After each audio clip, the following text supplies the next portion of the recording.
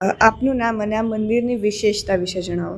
અટલ આશ્રમ અટલ તીર્થ યાત્રાધામ સુરત પાદેશ્વર મહાદેવ વિશ્વનું એવું પ્રથમ શિવલિંગ 2351 કેજીનું શિવલિંગ.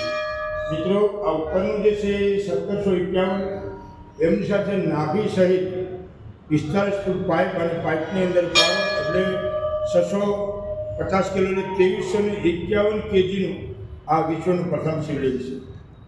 હવે મિત્રો, 26 તારીખે મહાશિવરાત્રિ પર્વ અતિ ધામધૂમથી મનાવવામાં આવી રહ્યો, જ્યારે જાહેર જનતા જાહેર શિવ ભક્તોને સુરતવાસીઓને દેશવાસીઓને શિવરાત્રિની ખૂબ સારી ઢેર શુભકામનાઓ. અટલ તીર્થ યાત્રાધામમાં 1100 લીટર ઠંડાઈનો કાર્યક્રમ, લઘુરુદ્ર હવન તેમજ સાંજના 4 થી રાતના 10 વાગ્યા સુધી ભોજન પ્રસાદ તેમજ બપોરથી 4-3 વાગ્યા સુધી ફલાહારની વ્યવસ્થા કરવામાં આવેલી છે. આવો મિત્રો, આજે આપણે 1100 લીટરની ઠંડાઈ ભગવાનને અર્પણ કરી દરેક ભાઈ ભક્તોને પ્રસાદ સ્વરૂપે વિતરણ કરવામાં આવે છે. રસલિંગમ મહાલિંગમ સર્વશક્તિ નિકેતન. પારાને આયુર્વેદમાં રસ કીધેલો છે અને રસ દ્વારા પારાની પ્રક્રિયા દ્વારા જેમ પાણીની ઉપર એક પ્રક્રિયા થાય અને ઘન સ્વરૂપમાં બરફ બને છે, એવી રીતે પારાની ઉપર ક્રિયા બની અને એ ઘન સ્વરૂપમાં પ્રગટ થાય અને અઠોચ થાય અને એને શિવલિંગની આકૃતિ આપવામાં આવે. આવું વિશ્વનું પ્રથમ શિવલિંગ એમના દર્શન કરે શિવરાત્રિના મહાપર્વ પર ગમે તે શિવાલયમાં. હું એવું નથી કહેતો ભારત શિવલિંગ, પણ અતિ અને અદિતિ એવું શાસ્ત્રોના અનુસાર વિશ્વનું કોઈ સારું શિવલિંગ હોય અને મા ભવાનીએ શિવ પુરાણની અંદર કીધેલું કે સરળ અને તરલ રીતે જીવનનું જીવાત્માનું કલ્યાણ કઈ રીતે થાય, ત્યારે ભગવાન શિવે કીધું કે હે દેવી, તમે જાણતા નથી, આપણા મૈથુન દ્વારા જે જગતની ઉત્પત્તિ થઈ, જેને પારો કહેવામાં આવે છે, જેને આજની ભાષામાં બીજ કહેવામાં આવે છે, એ બીજ સ્ત્રીમાં જાય અને બાળકની ઉત્પત્તિ થાય. એવી રીતે પારાના દર્શન સ્પર્શન કરવાથી એમ કહે છે કે સાયુજ્ય મુક્તિ મળે છે. રાવણે પારદને સોનું એટલું અર્પણ કરેલું, સુવર્ણ પણ ચડાવવામાં આવે છે પારાને.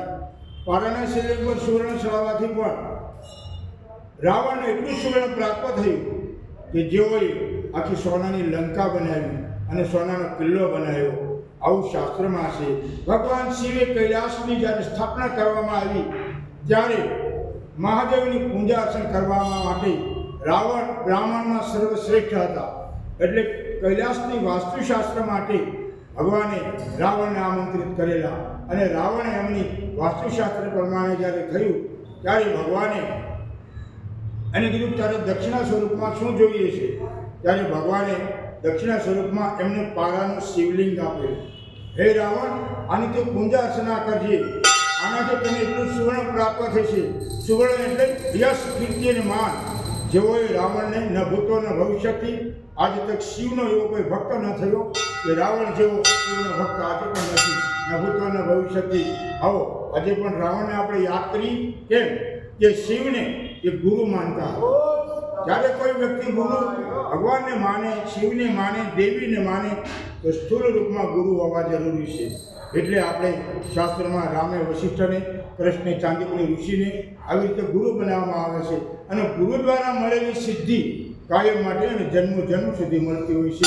આવું શિવરાત્રિનો મહાપર્વ હોય ત્યારે દેશવાસીઓને મંગળ શુભકામના. તમારા જીવનમાં સુખ શાંતિ સમૃદ્ધિ આપે.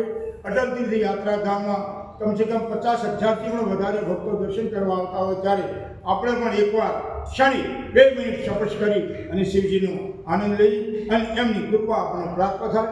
તમારા જીવનમાં ભગવાન શિવ ખૂબ જ તમને તંદુરસ્તી રાખે, આયુષ્ય આબાદી અને તમારા પરિવારમાં સુખ શાંતિ સમૃદ્ધિ આપે એ મંગલ કામના સાથે મહાશિવરાત્રિની હાર્દિક ઢેર શુભકામના. ઓમ ત્ર્યંબકમ યજામહે સુગંધિ પુષ્ટિવર્ધનમ ઉર્વારુકમિવ બંધના મૃત્યુર્મોક્ષીયમામૃતાत्. નમઃ શિવાય, નમઃ શિવાય.